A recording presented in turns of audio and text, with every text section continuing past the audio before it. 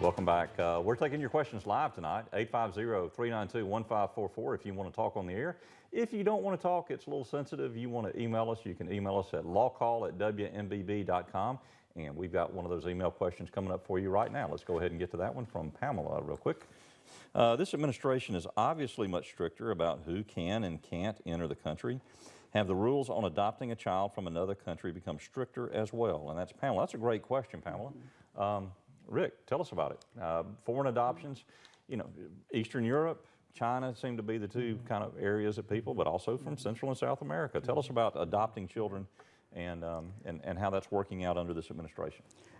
Yeah, Larry. So this administration, the questioner is right. The administration has gotten a lot more strict about who can enter, in some cases under what terms, right? Some people are being required to pay bonds before they enter the country on certain visas.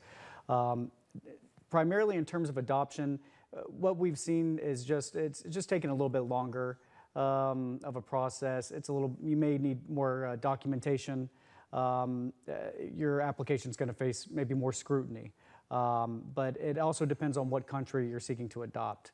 That also is making a bigger play in this. And as we saw, Larry, that there was right now a current benefits pause, I believe, on 75 countries. And so that is definitely slowing down a lot of So what does that mean? What type of benefits will they normally have, and what is a benefits pause? It's a benefits pause on people seeking an immigrant visa into the U.S. So that is family members. So anybody, if you're seeking a visa to enter the U.S. with the purposes of immigrating, that is living here long term, and largely that's because of you may have family here, or sometimes you may have a job offer here. Those are being paused. But if you want to bring your fiance over, a fiance visa, a K-1 visa is technically non-immigrant visa. So someone may not be able to bring over their wife, but they can bring over their fiance, if that makes sense. No, it doesn't.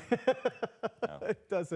It doesn't make a lot of sense, no. But in terms of adoption, what you can expect is it may take a little bit longer than it has been in the past, and you may need more documentation to back up your claim, right? Depending on what way you're adopting. If you're adopting from an orphanage or part of the Hague process.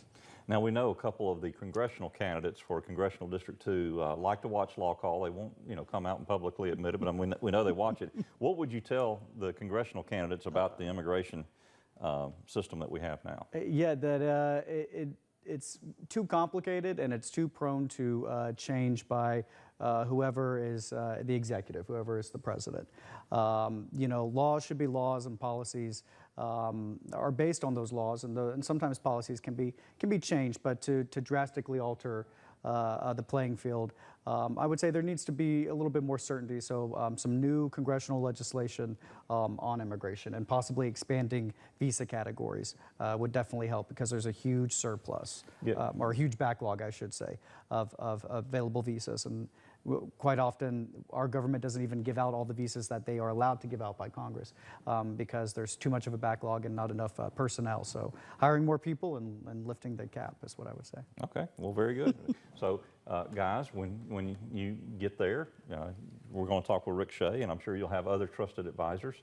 But talk with somebody who's actually dealing with people.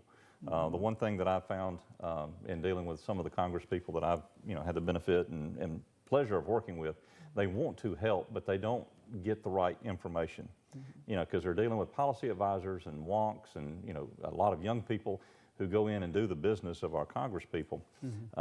They just don't have the background, and by the time it gets down to you or me, I mean, I've got issues that I've been working on for 8, 9, 10 years, and, we make a little headway, and then there's, 5 steps back, and it's frustrating, but you got to get to the folks that are boots on the ground.